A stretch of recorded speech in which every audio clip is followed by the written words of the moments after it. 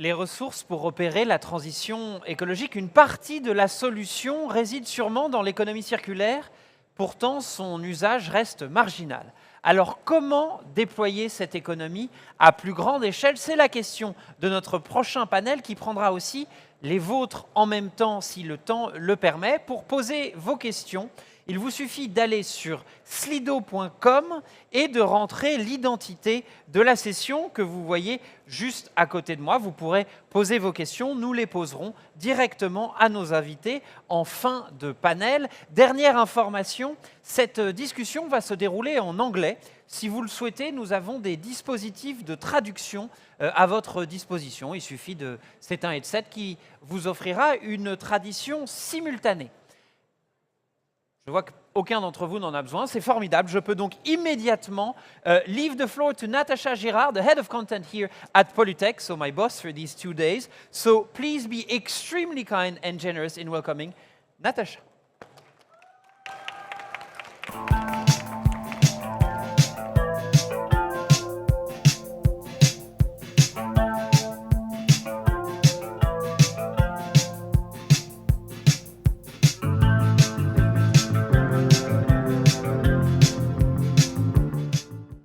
Hello, everyone. 9% of our global economy operates on circular principles.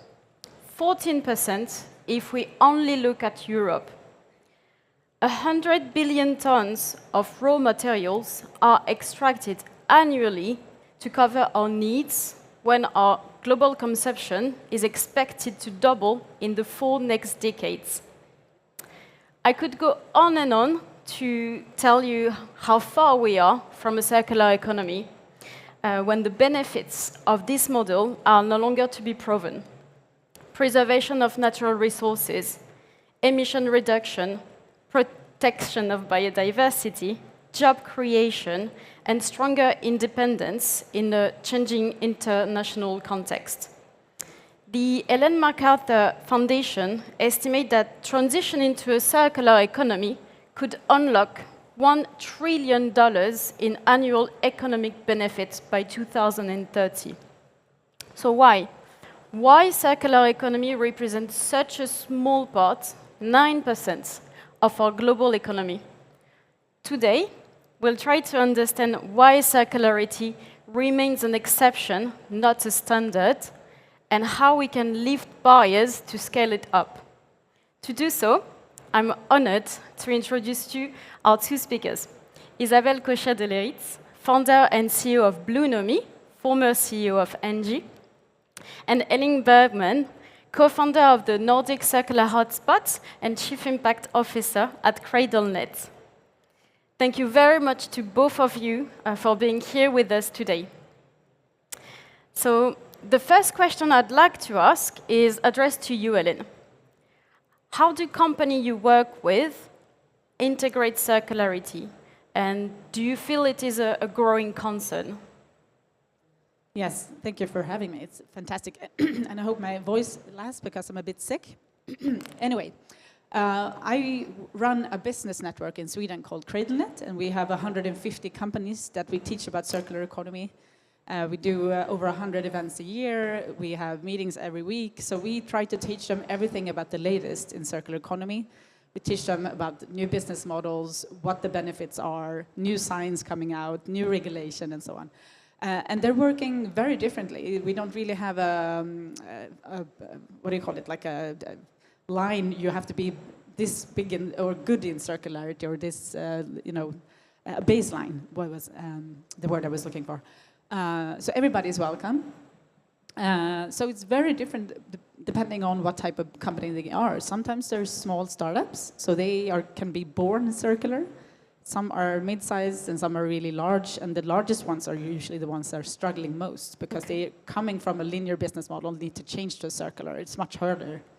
And some things that I usually say that if you are a big company with the linear business models, it's sometimes easier to start a different company that is circular from the beginning, and then start shifting to build more and more in the circular one, and try to lower the company or make it smaller, the ones that are linear, because sometimes that's easier.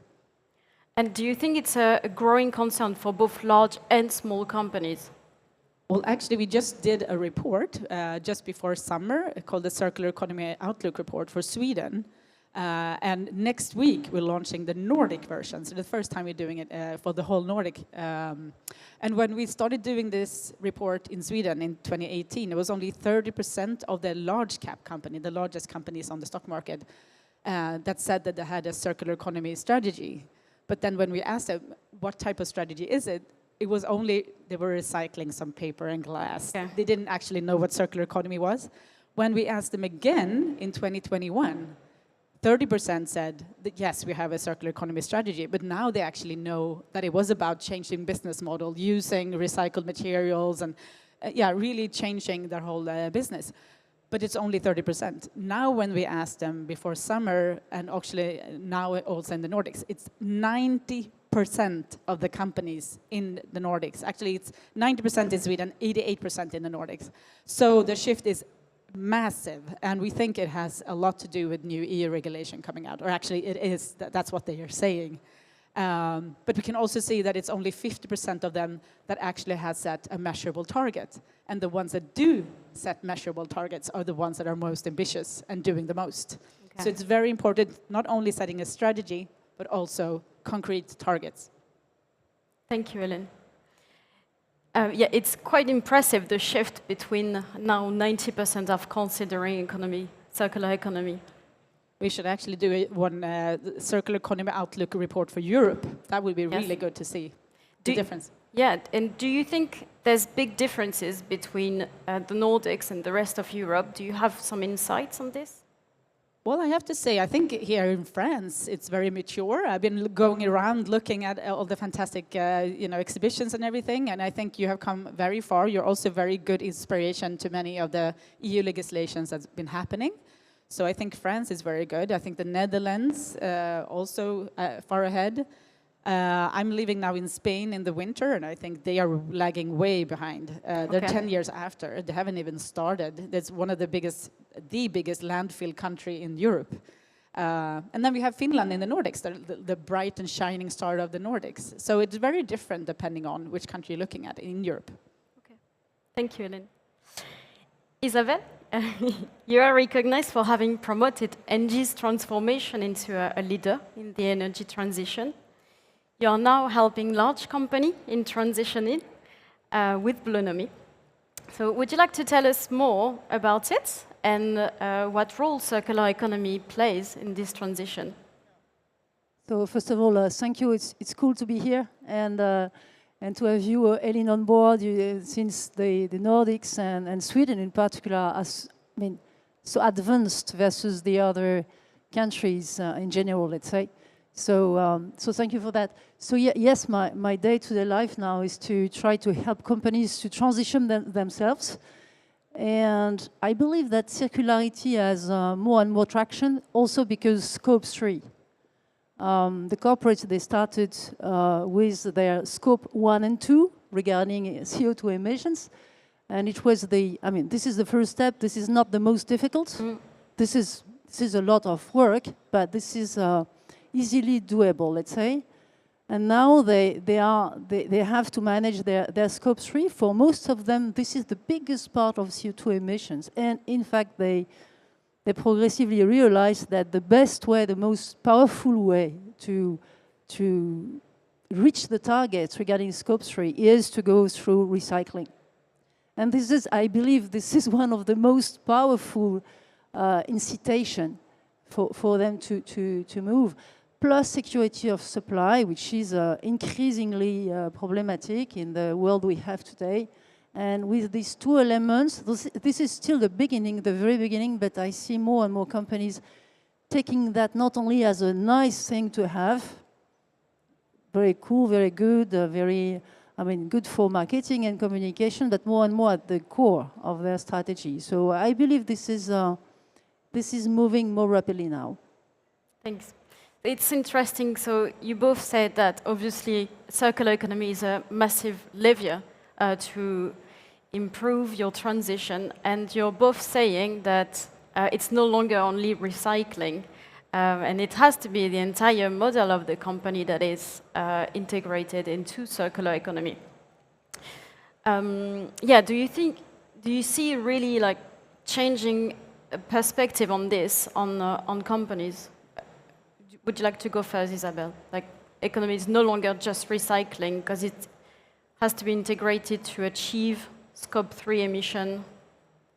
This is not easy because, I mean, over the last decades, we build supply chains that are extremely professional. We massified procurement policies. So the name of the game is to fragment the supply chain, and you choose for each segment of the supply chain the best supplier you can. And often a global supplier, so in a very tiny part of the supply chain, but more or less global, or at least big. And this is a full change, and you have to move from that to something that is much more local.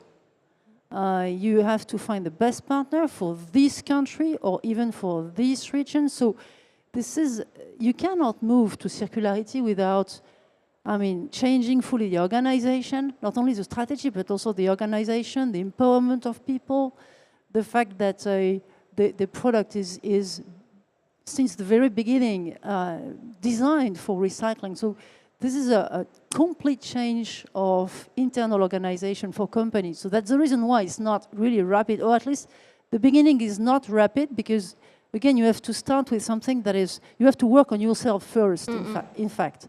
I believe. And then it takes time. And this is, the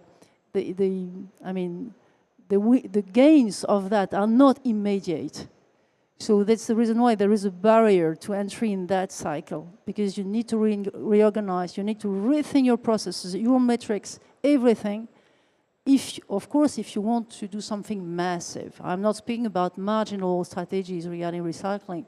I'm speaking about massive strategic changes, and it requires this deep change internally. That's passionating, because that's an occasion to re-give energy to the company, to re-give much more empowerment, engagement in the company. But there is a step to go through first, which is, and I see more and more companies, again, doing so, but we have not to underestimate what it requires from a, management also point of view. Yeah, and I totally agree. When we asked the companies in the Nordics about this, we asked them actually what kind of R strategy they were working in. So we was redesigning, rethinking, reducing, reusing, and then recycling as the last thing, because recycling, it's important, but it takes a lot of energy, and also you destroy materials. So that's the last thing you should do in the circular economy. But actually, in seeing that they're also working with regenerate, which I didn't think many of them were doing. And the reason why they were working in circular economy is that was for competitive reasons, one of the biggest things, and also, as you said, Scope 3, climate. And I don't think many of the companies yet in Europe understands that you can only go halfway with changing the energy systems and electrifying things, but between 40 and 70% of the carbon emissions is in production and consumption. So that's what we can do the rest if we're going to go down to net zero carbon emissions in Europe. So I think that's a very strong thing. But then there is a paradox, and the problem is that they are saying the reason why we haven't become more circular is because nobody's asking for circular products or services. And then when we ask them, but are you asking for circular products and services? They say no.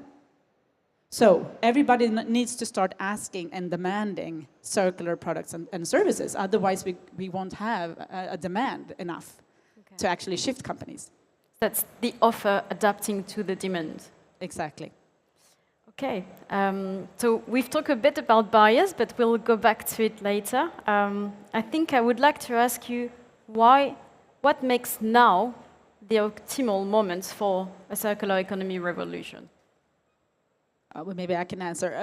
You just kind of touched upon it. But if you look at the products that are out there and the materials, they are getting more and more expensive because materials are getting harder and harder to get. You have some materials like copper, for instance.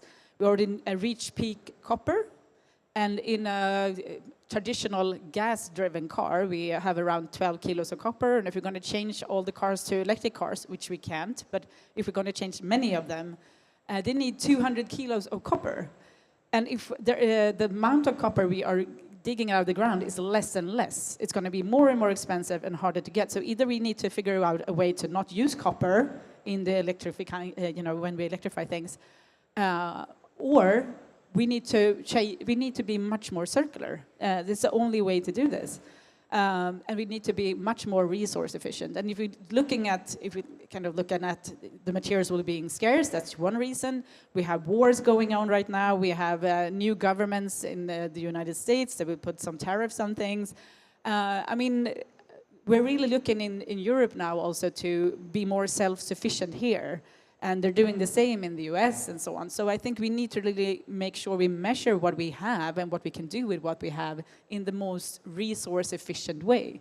So then the companies need to adapt. So this is why we really think like the companies that are doing the shift now instead of waiting, they will have a competitive advantage over the other ones. So there's no better time than now to shift.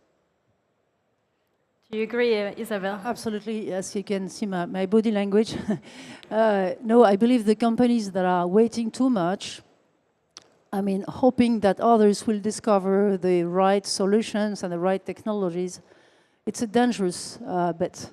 Because, again, it's not just adopting a new tech. It's changing the full process, and it takes time. So if the movers, the late movers, let's say, in my view, are at risk. So, and I believe it's more and more understood, let's say, or measured, even measured. We have more and more data on the portion of production that is going through recycling for a given company, and this is also, this pushes everybody. What gets measured gets down. It's relatively true, and so this is also, in my view, in the context, this is also something that is pushing for acceleration. And I fully agree with what you said, Elin, regarding geopolitics.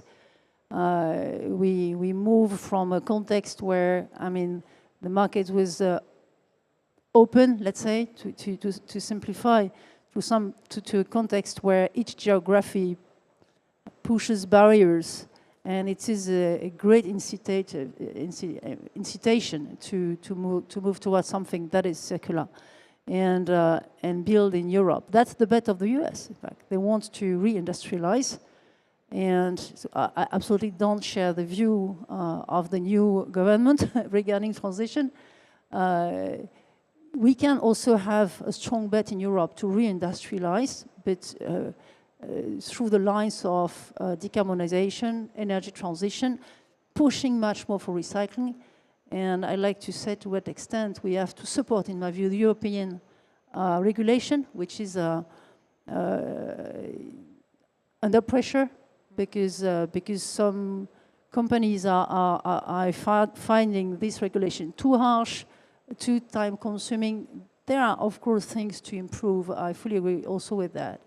But we have a system in Europe that is consistent, and that is pushing for recycling, which is, in my view, very good for companies to future-proof them and to make them fully ready for this huge change that is coming anyway. There is no plan B.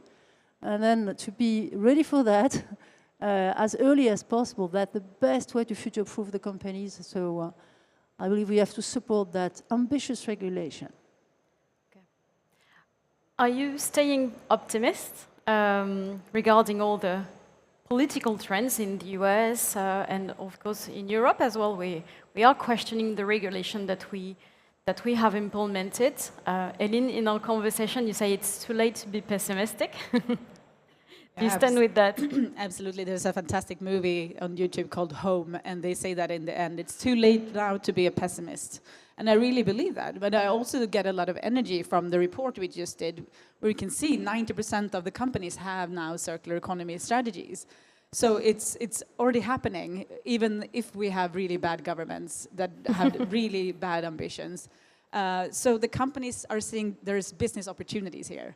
And I think also, since we need to take care of the scarce resources we have, that's the economizing, the circular part, the circular economy part. And it just makes business sense to be more resource efficient in the whole value chain. And I think the beautiful thing with the EU regulation, even if some are against it, is that it's the first time in history we can actually compare the companies between each other in a never before seen way. So of course some companies are stressed because they know they're not going to go really well in that competition. So, I have a lot of positive energy, even though I would love the regulation to be there and the leadership, of course, because with clearer leadership, the transition will go faster. But still, it's happening already, even with bad leadership. In our discussion, you both told me a lot about leadership, and it's going back in our discussion. Obviously, we know that regulation is a big incentive, change public opinion, reputation risk, and of course, leadership. So what's needed in a leadership? Like, what's trigger a real change in a company? Isabelle, would you like to answer that? What was your trigger, for instance? Well, this is true for circularity, but more generally, I would say for transition. Again, can just say a few words regarding the experience I have in the energy sector. That is to say, the concrete case I struggled. So we were a champion of traditional energy production with coal and with gas, a lot of big plants, and we were among the biggest CO2 emitter in the world, number 3. And so we had to move to something different, of course. We started early, and that's probably the reason why we managed, because if you were, again, waiting too much is extremely dangerous because it takes time. And regarding leadership, I perfectly remember the fact that, so we moved from a few plants per year, 1 billion each, more or less, that's the cost of a thermal plant, to thousands of renewable plants, much smaller plants, much cheaper plants, but a lot of plants. And regarding leadership, you can imagine the change it required internally. Just the decision-making process cannot be the same. When we make a decision for 1 billion, you have hundreds of specialists working hard to finalize the details and find the additional % of margin and efficiency of your project. Well, when you have thousands of things, you rely, of course, much more on decentralization. You empower people. So then I remember the shift we had to make from a hierarchical, traditional organization towards something that was much more built on empowerment. I remember the image I took at this moment that was to move from a whale to a school of fish, and which was the best way I found at this moment. To share that intuition we had, the management team, with these all the teams of the group. It was a huge group, 150,000 people, and then we managed that transition because we decentralized. We multiplied by 10 the level of decision, autonomous decision of local teams. That's not marginal, that's enormous. We changed a lot of things regarding leadership because and even more, I would say, you have to start to move without having all the solutions already ready. Yeah. And that's what's characterized, I don't know if you agree with that, but in my view, this is really part of the context we have. We have to move, and that's not like Schumpeter described in the past. Sometimes I listen to people saying, oh, that's always the same, Schumpeter. No, not at all, in my view. In the past, we had new technologies coming, better than the former ones, and of course, you had to adopt it or you die, but they are ready, they are working. Today, we have to start moving without having all the answers. And again, back to the question of leadership. it means that you have to trust a lot, much more, your team, your organization. You give, I would say, a direction, a compass for the organization. In our case, it was to move away from coal and develop massively renewable and energy services. So it was a clear direction, but the exact way to do it, it was not the same in Indonesia, in Laos, in Mexico, at all. And then it requires, in my view, organizations that are massively relying on empowerment, on sharing vision, on ability to adapt ourselves. We had a tradition, so we set up a tradition, a ritual, which was to, every 6 weeks, to have a meeting with the 100 top managers of the company. So 2 days, every 6 weeks, sorting what worked, what didn't work, what do we keep, what do we stop. So very clear long-term objective and compass, but very, very agile and a rapid type and pace of adaptation. So what we learned at school is not that. We learned medium-term plans, planification more generally, and we have to move to something very different. It's more about vision, intuition, vision, conviction, finally, and then something that is extremely, rapidly adapting to a reality that is emerging while doing. So it's really different kind of leadership. I believe we have to adapt the way we learn leadership in the schools, because that's not, we are not prepared for that. And I believe the younger generation is maybe learning more that at school. I hope so. But I believe we have still to push more on that dimension. It's very interesting because indeed when we talk about leadership and companies needing to adapt, there's people behind it as well. So you need to embark your employees. Elin, would you like to talk about this? How to adapt your workforce, how to bring the skills needed as well? Absolutely, I do it all the time. I educate business leaders and boards and management teams, but I would also like to add to the conversation that I think leadership is very important. I have a company in my network called Foxway. They're a circular IT company.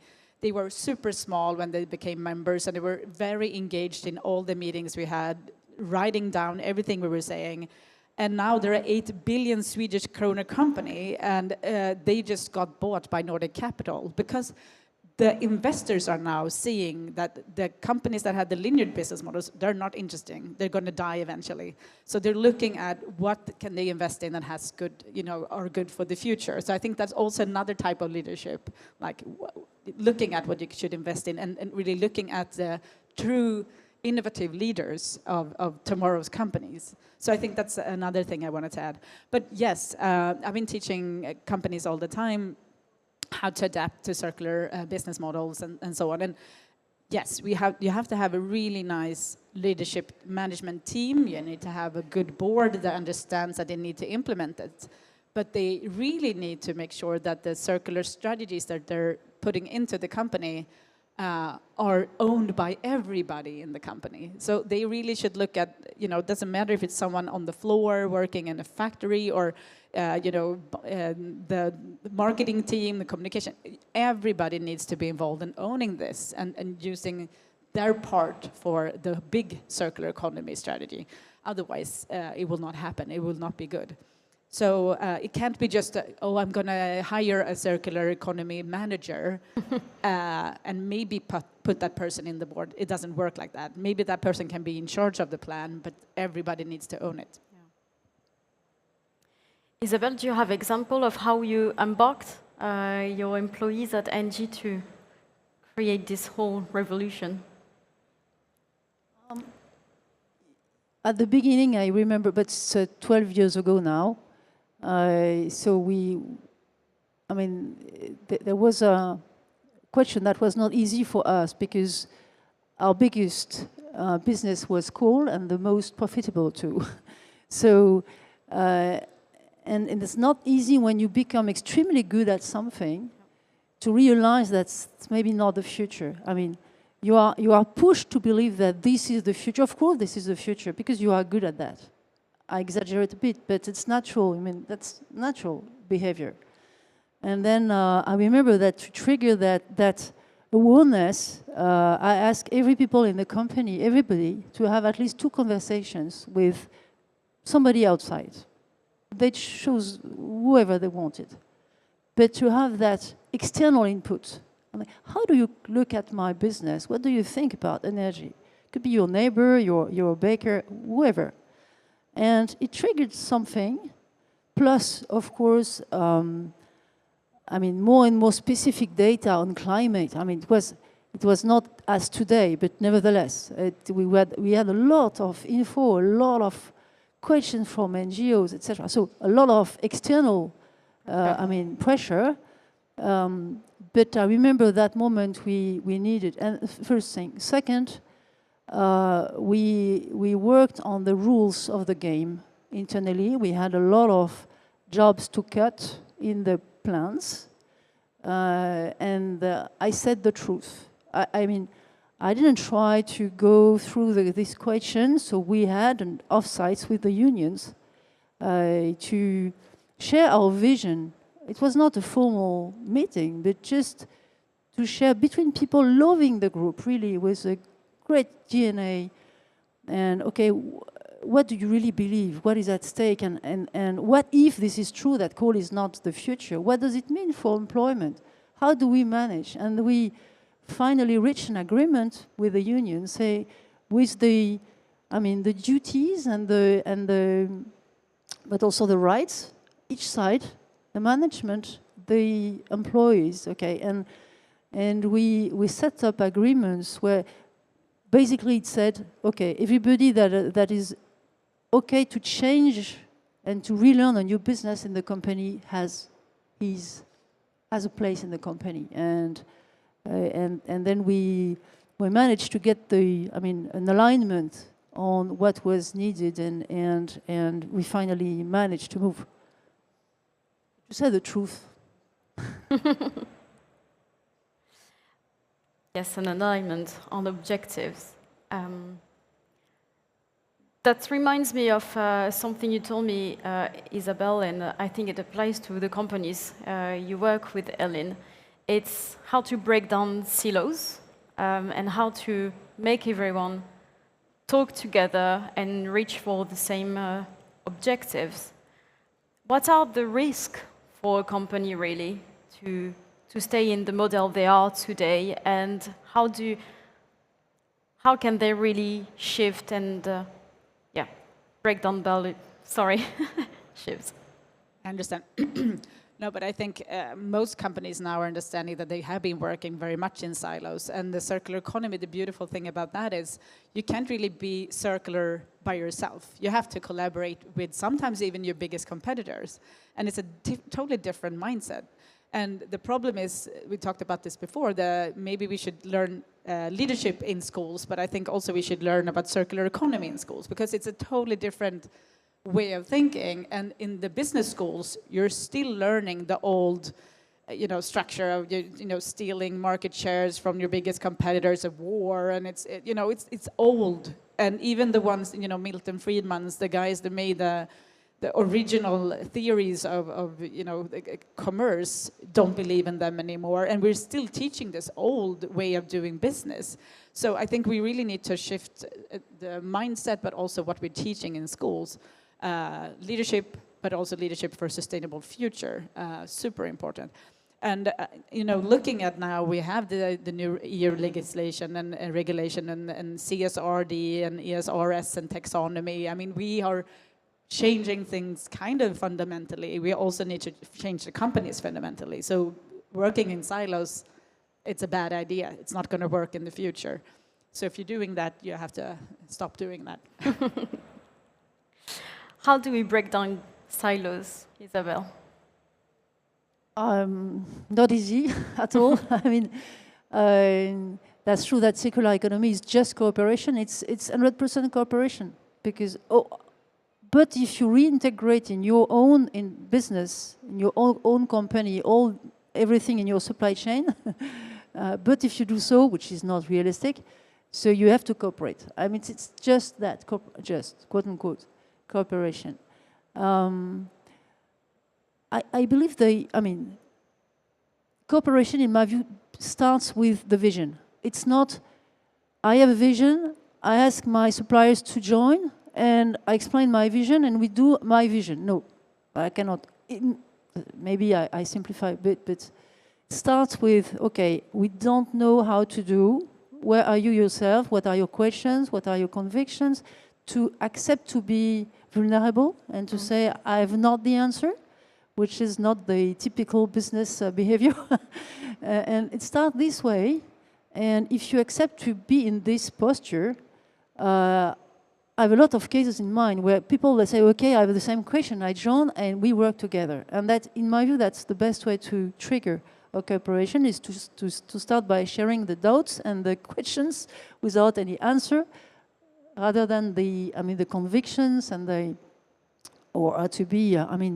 to behave as a traditional command and control company, because this is not the right way cooperation can really start, in my view, regarding recycling. That's not a magic answer. I have no magic answer.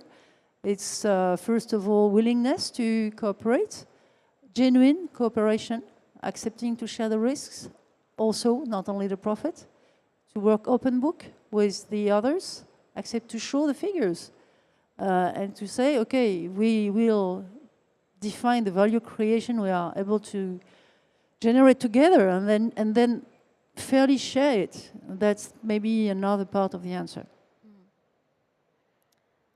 So we talk about companies, we talk about industries in general. Bringing circular economy to a company, to an industry is something, but bringing as well the other entities that are working with companies is something else. When we talk, for instance, about finance, do they understand this kind of business model? When you work with all these companies, Elin, like, is there some ordeal and some barriers with talking about the finance industry to get capital? There are so many barriers in so many different levels. When it comes to finance, we actually did something at the Nordic Circular Hotspot because there was such a big barrier. We could see the only thing, not the only thing, but one of the biggest things that are missing all the time is finance, access to finance if you're a circular company. There's so much money now going into the renewable energy transition, and that's great. But like I said before, we're only coming halfway. We also need to implement the circular economy, otherwise we can't go down to net zero.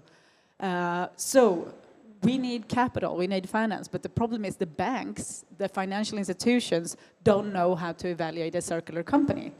They don't know what to do with them. So if you're a company that's working in the sharing economy, for instance, instead of selling things, you're giving access to a service.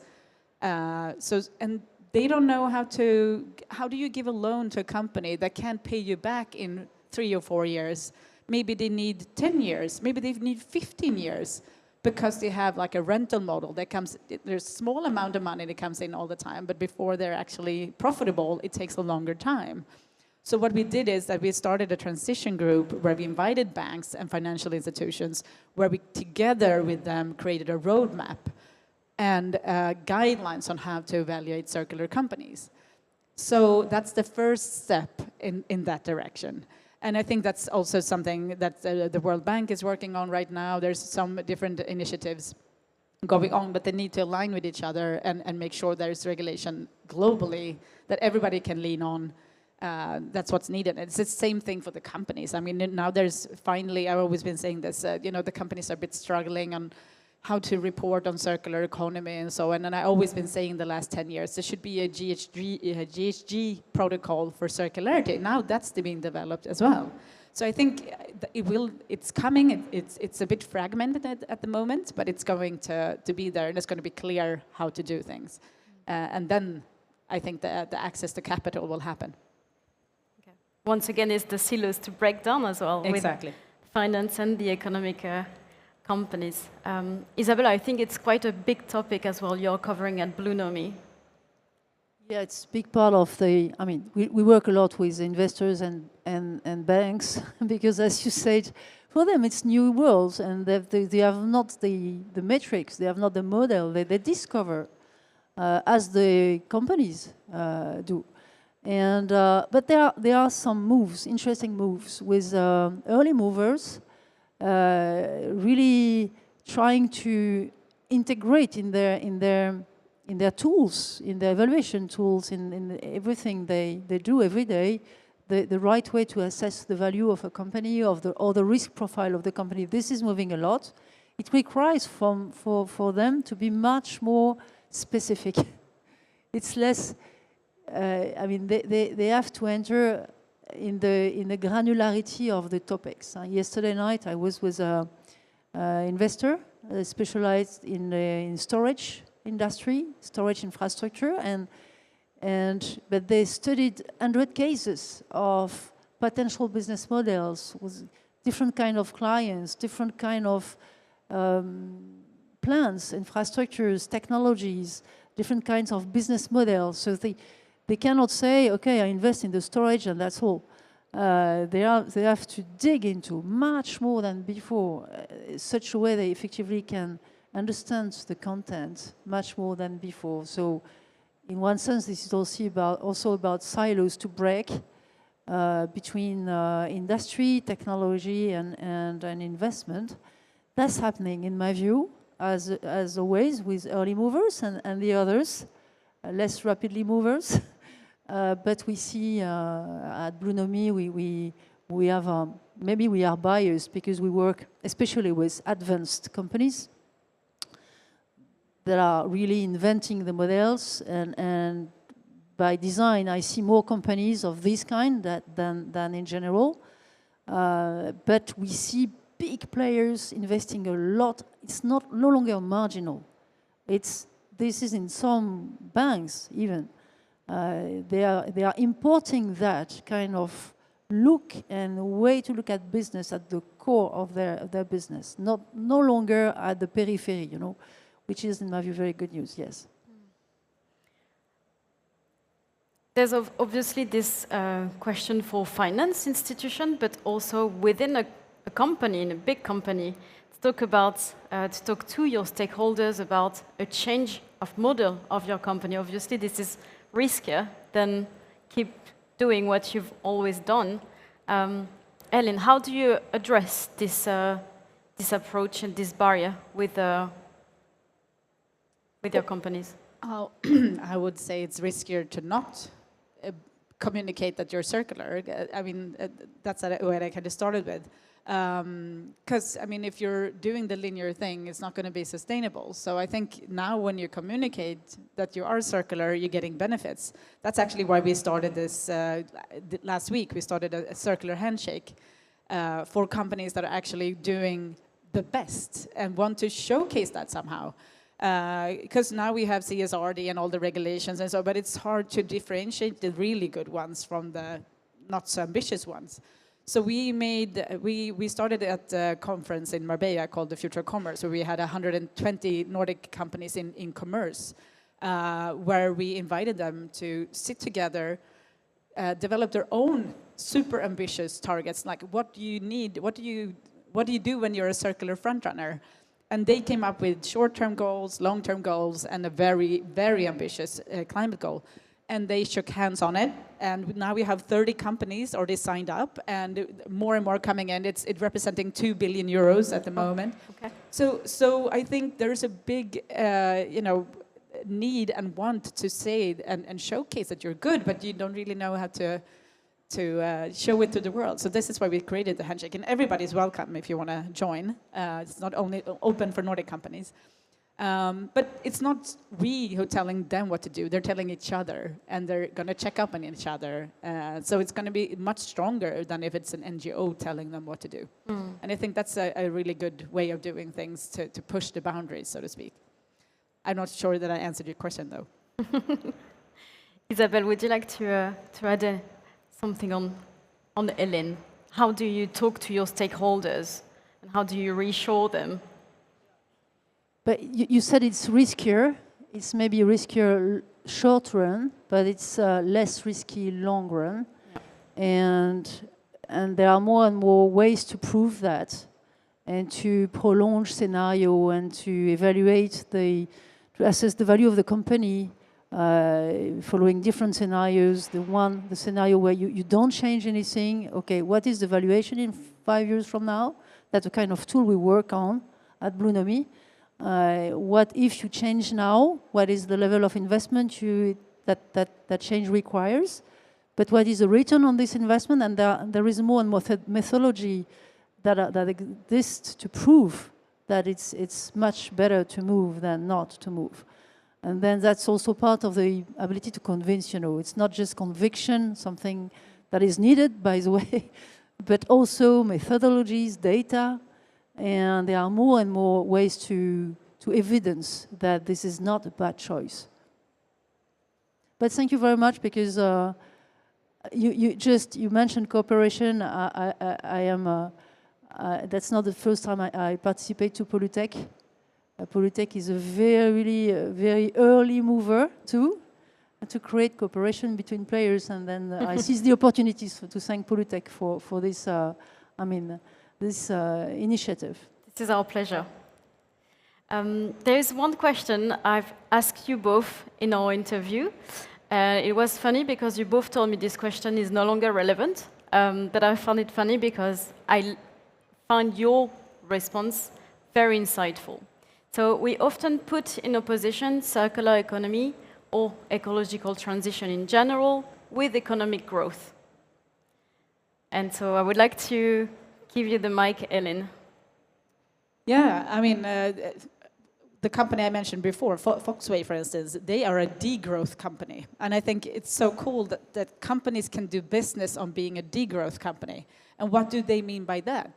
Well, they're working in circular IT. So they are selling new things, but they want them to stay in the market for such a long time as possible. They want to repair and upgrade them. So an iPhone, instead of just lasting 18 months, now can last up to 10 or 12 years. So that's a big, enormous shift in just computers or phones and things. And that makes actually the Apples, the iPhones, and the Samsungs, they will sell less of the new stuff because they will keep things in circulation. So they will actually degrow the IT market if they're doing the things right. I think, though, that those type of companies, the Apples and the Samsungs and things, will understand that there's so much money in the circular business that they will probably start making their own. But I don't think there's, if we need to degrow a lot of bad things, but we should also, grow a lot of the good things. So there's a shift period here until we are in a sufficient economy where we're happy, we don't need more, we don't need less, we're not destroying the planet, we are in a nice equilibrium where people are living fantastic, thriving lives without destroying the planet. And I think we need to find that safe operating space where we're all happy. Because we know the stuff that we own just makes us miserable. We need to clear out the attics and the cellars we have. We're just packed with things we don't even know that we are owning right now. So the things are owning us instead of the other way around. So when we find the things that are actually making us happy, it's not stuff. It's, experiences and spending time with your family and your friends. And so we need to also culturally shift our minds. And we can degrow a lot of things, absolutely. And Elin, you told me a bit about economy of functionality and how it could be maybe the economy of the future. Would you like to expand a bit on this? Absolutely. I mean, I usually use Spotify as a good example. It's a Swedish company you probably heard of. They disrupted the whole, music industry. Before, they were printing all these plastic CDs. They were shipping them all over the world. An oil product, horrible. You bought them. Maybe you wanted to listen to one song on the CD, but you have to buy the whole thing. They get scratches on them. You have to throw them away, buy new things. They also took up a whole place in your living room. Now you have all the music in the world in your phone. Such much better thing. And as long as the servers on Spotify is run by renewable energy, so much better. So it's a service that actually enriched our lives a lot. And there's other, Netflix, there's other examples of that as well, but we need to do that in every single sector. So it's going to be so interesting to see what is, the functionality economy of the construction sector or mobility. I mean, we have the Ubers and the Airbnbs, and what will happen with clothes. I mean, there's so many sectors that we can do this in, and it's going to be so interesting to be in the future and look at what's going to go on and what the new unicorns are. Thank you, Elin. Isabelle, do you have any view on growth and circular economy? I believe the debate is often too simplistic. Look at energy.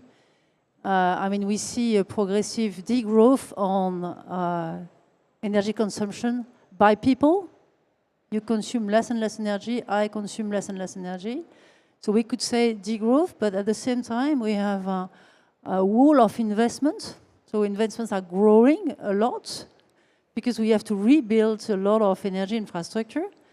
And we also have much more jobs because we had a very big energy efficiency business. What does it mean? It means that you install in each building some smart energy systems. Of course, you manage to make that your building consume less, etc. So a lot of jobs are needed. So less energy per capita, but more investment, more jobs. So for me, that's not degrowth, the way we, intuitively look at that. So we have, on that kind of debate, to be much more specific, and plus the fact that, and I fully agree with that too, there are things we have absolutely to stop. That's degrowth. For some technologies that have to be stopped as early as possible. But also a lot of things that we have to push, and we are just at the beginning of that. So I believe we face an unprecedented, really, need for new investments, new plans, decentralized plans for big of them, for a large part of them. Recycling means plants, means new infrastructure, and that's growth. For that kind of investment, growth for employment, probably also. Maybe a different growth, actually. Different growth. Made of something different. I think we have one question from the public. If we can put Alex on the mic.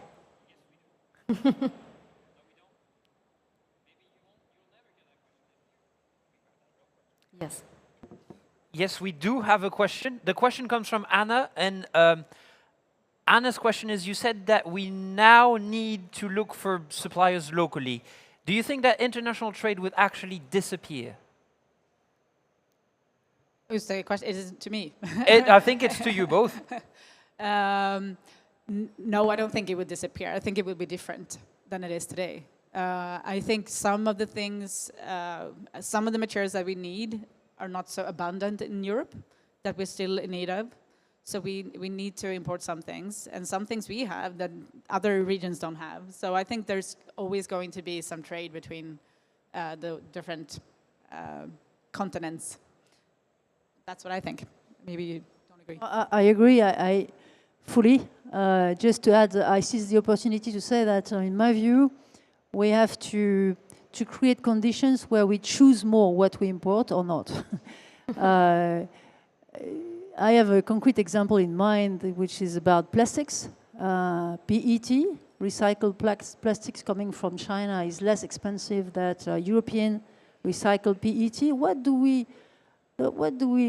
I mean, we could say, okay, in Europe we want to have at least, I don't know, 40%, 50% of our recycled PET coming from Europe, as exactly all the other regions of the world are doing. So I would say that we have maybe an opportunity here, taking into account the new political context in the world, geopolitical context, to put more local content requirements as exactly other regions of the world do, what we don't do in Europe for the moment.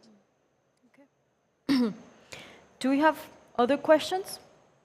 Maybe from the room? No. Alexander, do you have a question? So many. What are you doing for the next 2 hours? We can have a chat, all of us, right there, right now. You did mention degrowth as a real opportunity for companies. How do you see that speech or that avenue of developing business coping with the new political realities in Europe and in the United States? If you talk about degrowth to a lot of people, it's not extremely appealing. Is there a way to bridge that gap? Actually, when we do events about degrowth, talking in the context that I just talked in, they are packed with a lot of companies as well. They're so interested in this topic. But I think a more positive approach is talking about the sufficiency economy or well-being economy. Everybody wants to feel well.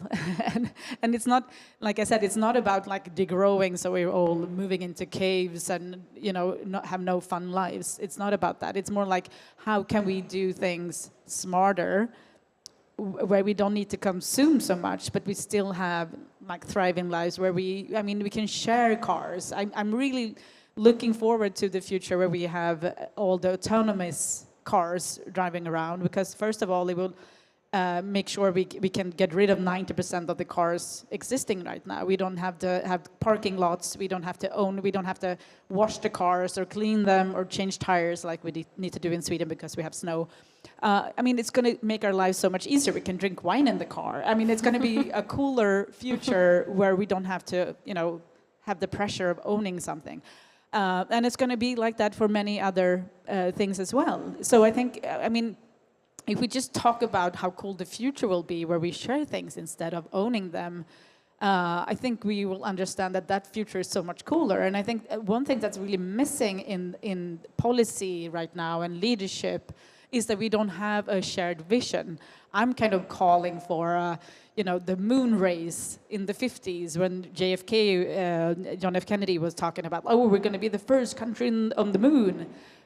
We should be the first, continent in the future where we actually sharing everything and have a much cooler future. We're still doing all these old oil and gas and things.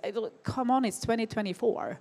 We can do so much better right now, especially in a climate emergency. You just see the weather reports every single day. It's worse and worse. We need to step up and do it faster, and it's going to be better and cooler. So what are we waiting for?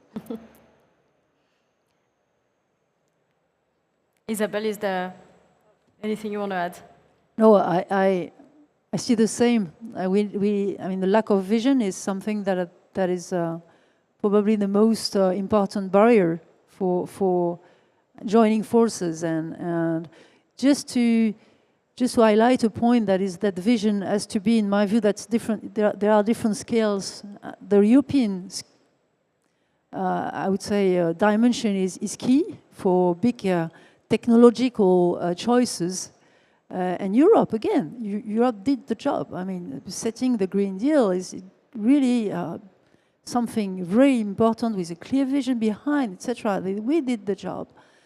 The level where I believe we have to trigger more collaboration for more vision is the territories. Again, circularity is something that is really local, at least partially. And I see some regions taking really that as a challenge and as an opportunity to gather people, say, okay, what do we want to do with this land, with this forest, with this territory, with this city?